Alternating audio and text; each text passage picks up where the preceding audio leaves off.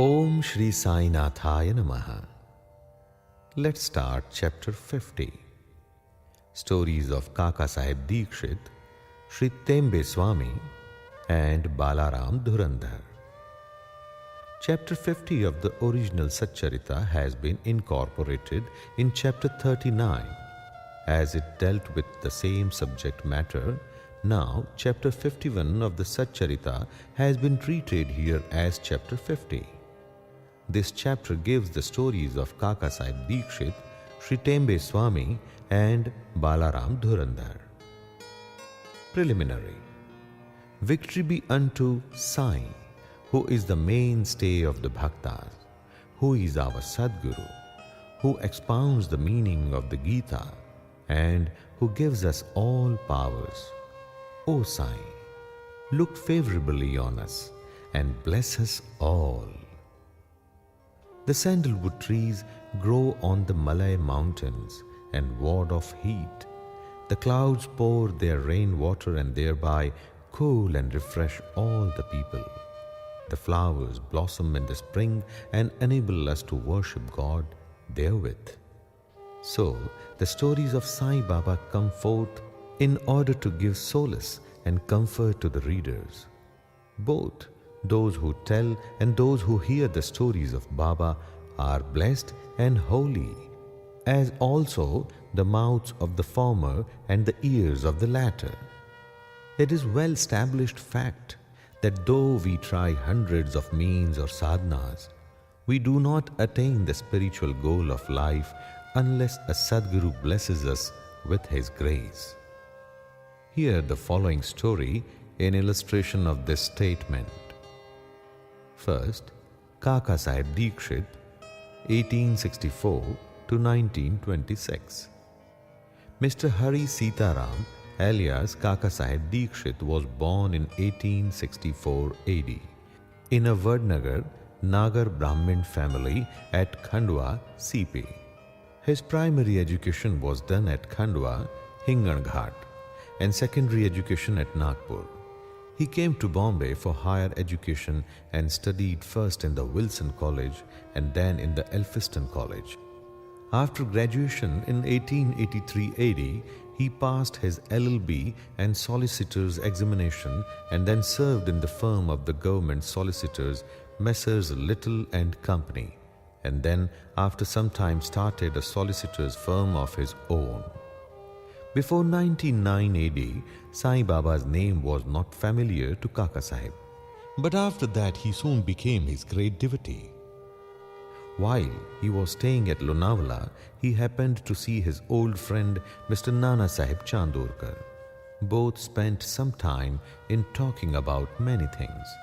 Kaka Sahib described to him how while he was boarding a train in London, he met with an accident in which his foot slipped and was injured.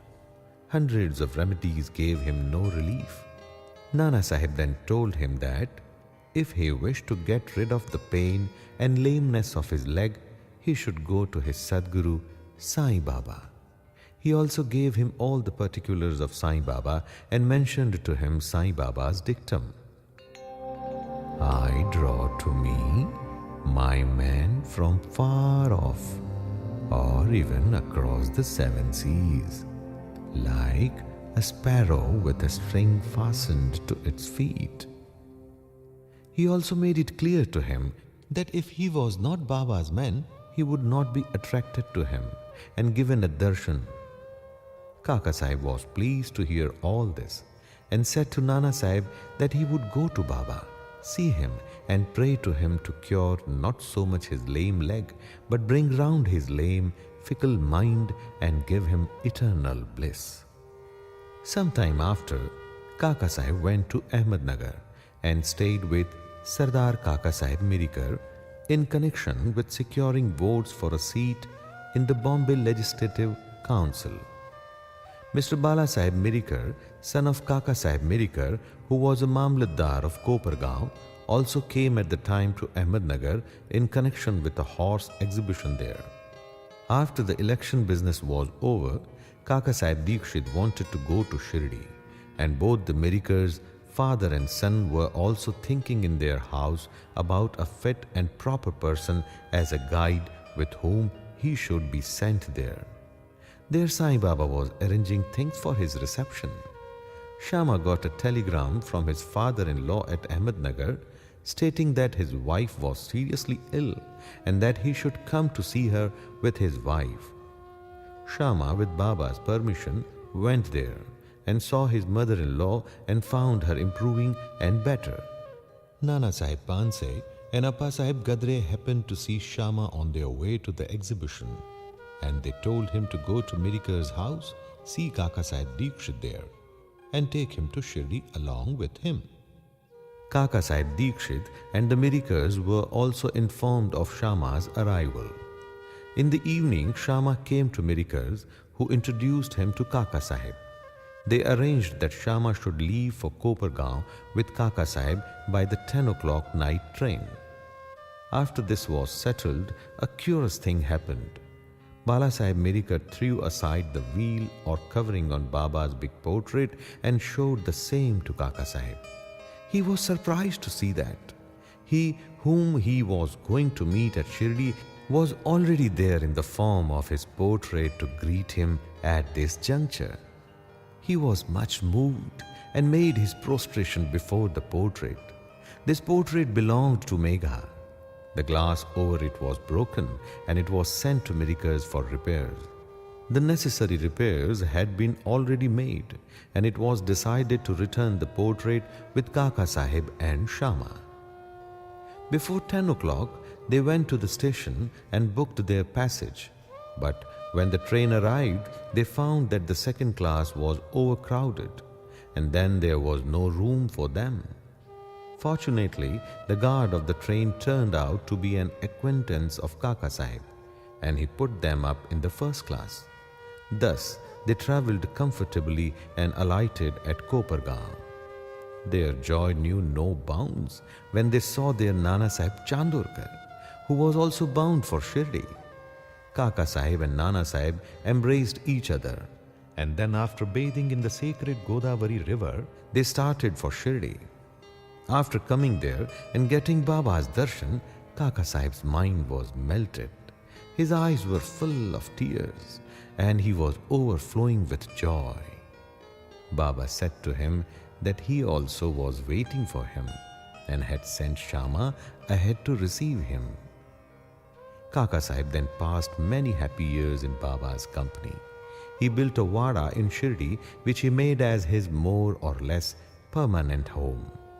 The experiences he got from Baba are so manifold that it is not possible to relate them all here.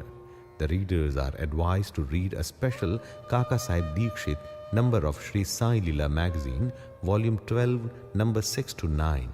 We close this account with the mention of one fact only. Baba had comforted him by saying that in the end, he will take him in air coach, Viman. That means secure him a happy death. This came out true. On the 5th of July 1926 AD, he was travelling in the train with Hemad Pant and talking about Sai Baba. He seemed deeply engrossed in Sai Baba. All of a sudden he threw his neck on Hemad Pant's shoulder and breathed his last with no trace of pain and uneasiness. Let's hear the story of Sri Tembe Swami. We come to the next story, which shows how saints love each other with fraternal affection. Once, Sri Vasudevananda Saraswati, known as Sri Tembe Swami, encamped at Raj Mahendri, Andhra country on the banks of Godavari. He was a devout, orthodox, jnani and yogi bhakta of the god Dattatreya. One, Mr. Pundalik Rao, pleader of Nanded, Nizam state, went to see him with some friends. While they were talking with him, the names of Shirdi and Sai Baba were casually mentioned. Hearing Baba's name, the Swami bowed with his hands and taking a coconut, gave it to Pundalik Rao and said to him, "Offer this to my brother Sai with my pranam and request him not to forget me, but ever love me." He also added that the Swamis do not generally bow to others, but in this case an exception had to be made. Mr. Pundalik Rao consented to take the fruit and his message to Baba. The Swami was right in calling Baba a brother, for as he maintained an Agnihotra, means sacred fire, day and night in his orthodox fashion. Baba too kept his Agnihotra, that means dhuni, ever burning in the masjid. After 1 month, Pundalik Rao and others left for Shirdi with the coconut and reached Manmad. And as they felt thirsty, they went to a rivulet for drinking water. As water should not be drunk on an empty stomach, they took out some refreshments, that is, chivda, flattened rice mixed with the spice. The chivda tasted pungent, and in order to soften it, someone suggested and broke the coconut and mixed its scrapings with it. Thus, they made the chivda mere tasty and palatable. Unfortunately, the fruit broken turned out to be the same that was entrusted to Pundalik Rao. As they neared Shirdi, Pundalik Rao remembered the trust that was the coconut and was very sorry to learn that it was broken and utilized. Fearing and trembling, he came to Shirdi and saw Baba. Baba had already received a wireless message regarding the coconut from the Tembe Swami. Himself asked Pundalik Rao first to give the things sent by his brother.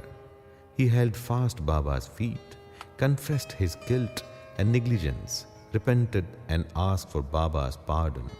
He offered to give another fruit as a substitute, but Baba refused to accept it, saying that the worth of the coconut was by far many times more than an ordinary one, and that it could not be replaced by another one.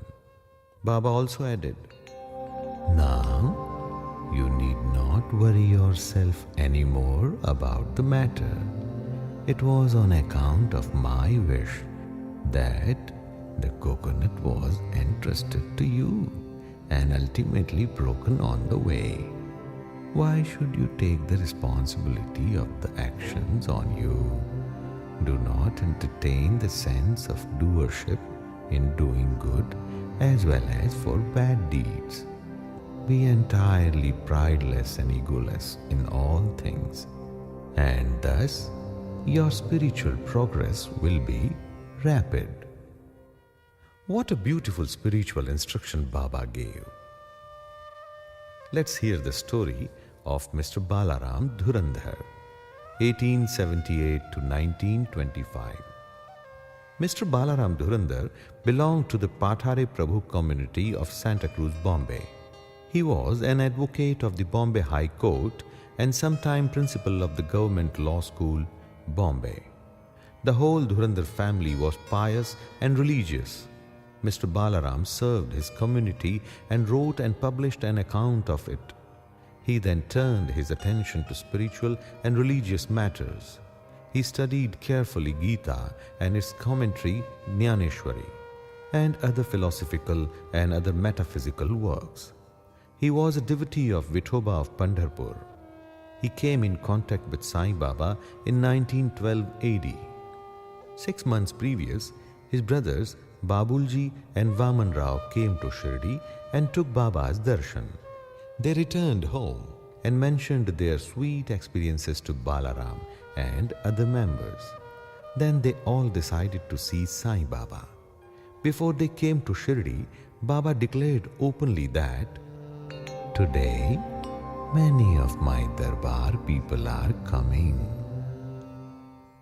The Dhurandhar brothers were astonished to hear this remark of Baba from others, as they had not given any previous intimation of their trip.